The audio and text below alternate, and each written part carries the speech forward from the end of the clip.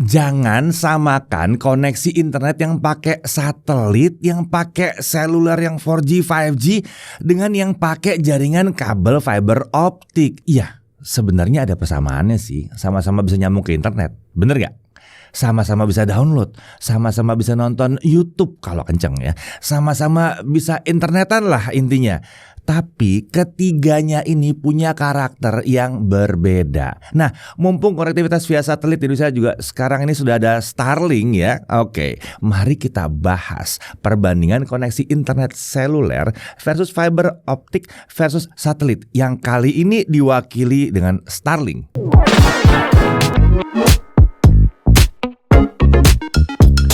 Oke, langsung kita mulai aja dengan membahas paket-paket internet yang kita pakai untuk pengujian kali ini ya. To the point banget nih.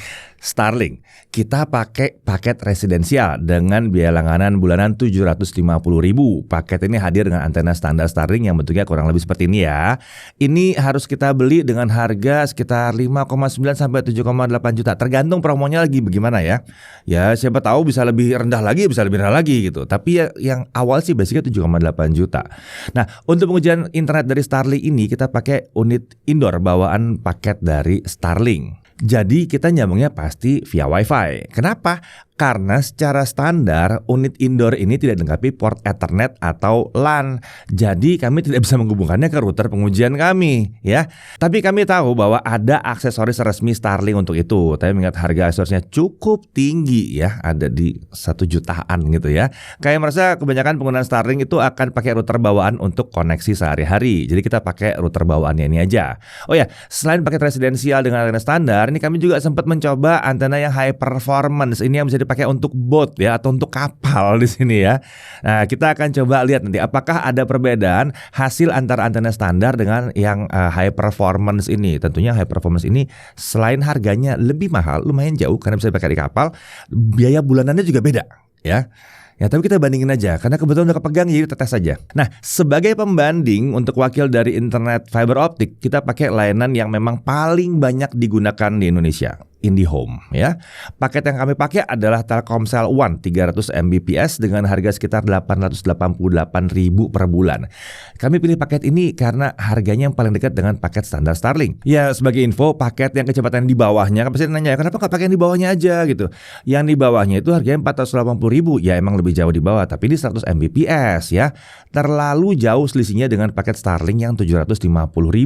Untuk pengujian dari percobaan awal kami, router bawaan IndiHome tuh rasanya ternyata kurang bisa menunjukkan kemampuan sungguhnya dari paket yang kami pakai.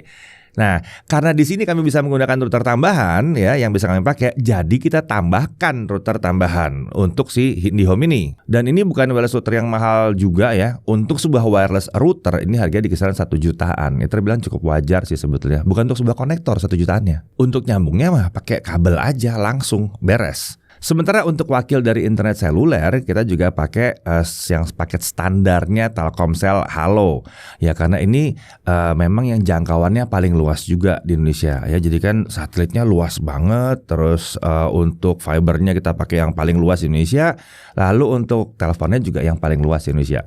Internet yang ditawarkan Telkomsel ini memang bukan yang berbasis kecepatan berapa, tapi kuota gini ya.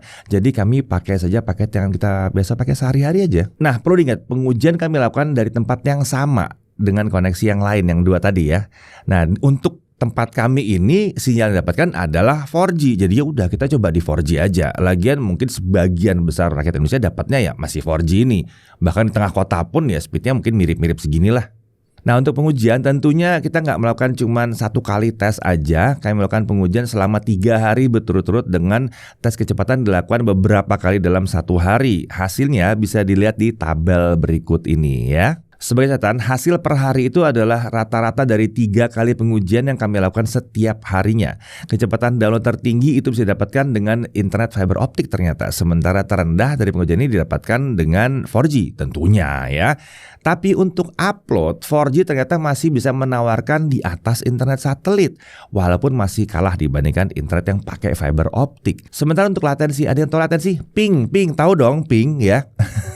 Nah, internet fiber optik itu terlihat terlihat bisa menawarkan latensi paling rendah. Tapi menariknya untuk internet satelit, latensi yang kami dapatkan terbilang masih relatif cukup rendah juga sih sebetulnya.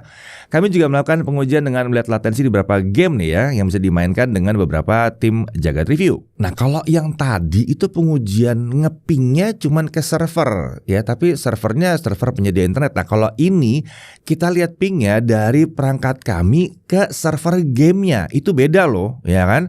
Karena dari perangkat kami harus lewat ke perangkat yang menghubungkan ke operatornya, lalu operatornya nyambungin lagi itu ke si gamenya. Ini beda, mesti diperhatikan. Ada faktor posisi server gamenya juga. Dan tentunya load server gamenya akan sangat berpengaruh. Jadi kita nguji berulang-ulang juga ya. Nah di sini terlihat kalau memang latensi atau ping dari internet fiber optik itu cenderung lebih baik dibandingkan yang satelit maupun 4G. Tapi ini bukan berarti internet satelit dan 4G menawarkan latensi yang buruk-buruk amat ya. Masih mencukupi sebenarnya untuk berbagai hal. Nah pertanyaannya, setelah pengujian-pengujian itu siapa yang menang? Nah terkait yang satu ini kami harus bilang nggak ada yang menang. Kalau sekedar cari yang kecepatannya paling tinggi, bisa dilihat langsung dari pengujian kami tadi aja. Sederhana ya. Secara umum masih banyak yang menggunakan paket internet sekitar 20-30 Mbps dan merasa itu udah cukup kan. Jadi semua internet yang kami coba tadi seharusnya sudah mencukupi ya. Kita nggak bisa cari pemenang hanya dengan lihat dan membandingkan kecepatan saja. Nggak bisa tuh. Cuman speed doang tuh nggak bisa.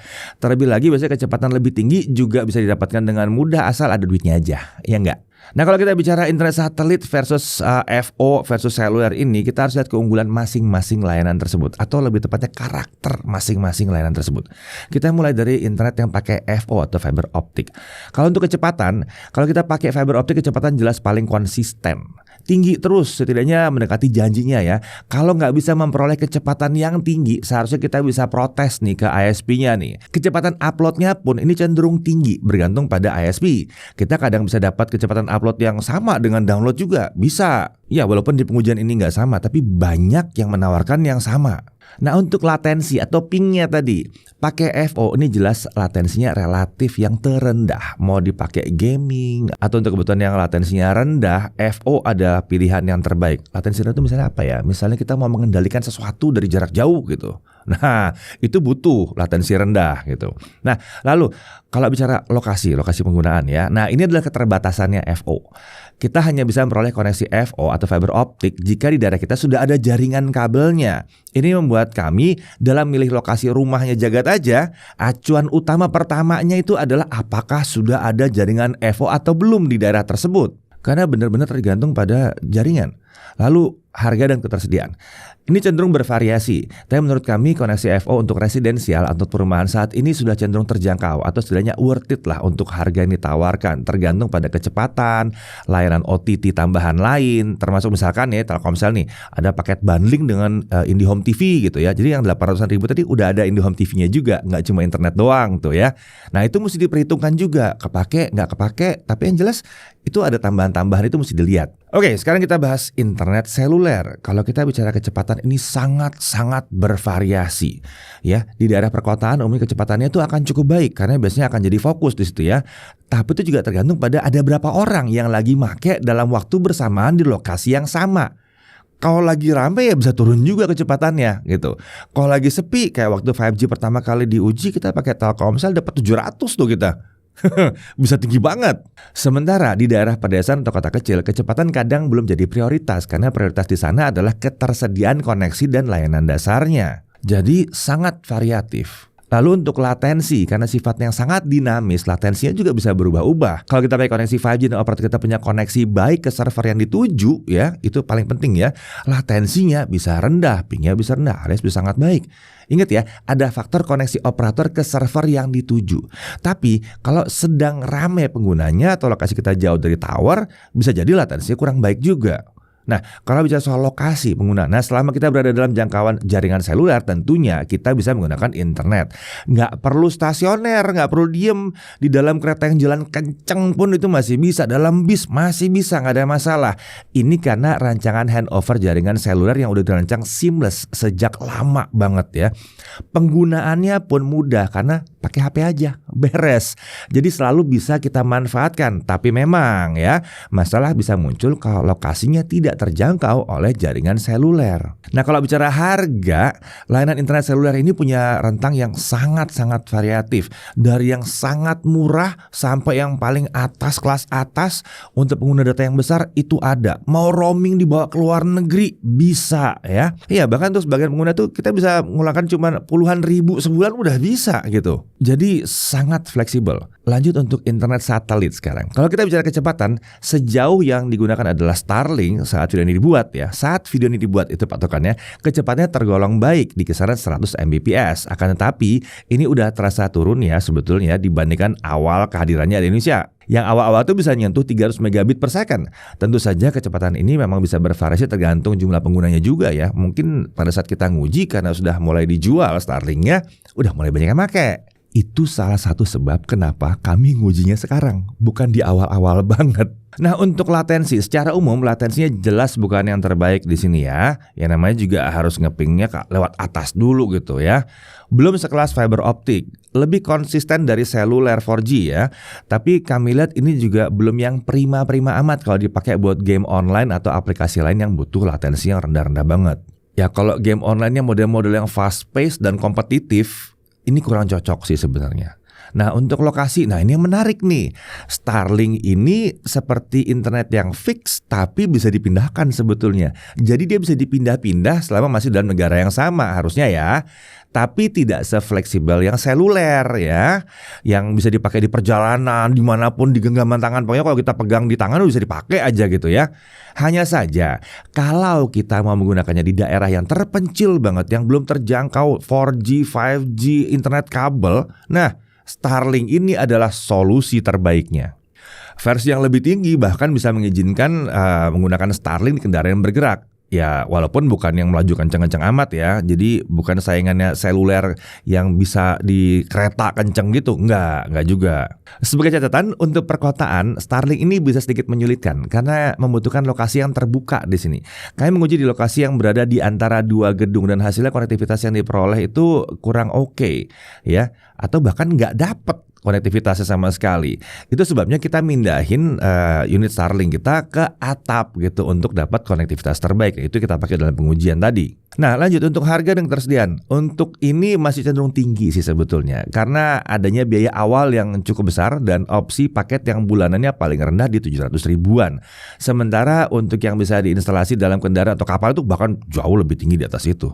Masing-masing jenis koneksi internet ini terlihat punya keunggulannya masing-masing ya. Singkatnya, untuk kita yang tinggal di perkotaan atau lebih tepatnya di tempat yang masuk ke jangkauan internet fiber optik, jelas fiber optik adalah opsi yang paling menarik saat ini untuk koneksi internet sehari-hari ya. Baik itu untuk tempat tinggal atau tempat usaha kita gitu ya, untuk perkantoran, itu yang paling mantap sebetulnya. Sementara kalau bicara internet satelit, ini adalah opsi yang menarik untuk mendapatkan akses internet di tempat-tempat yang belum dijangkau oleh fiber optik maupun jaringan seluler, termasuk di pulau-pulau yang terpencil, di area lepas pantai, di kapal gitu ya.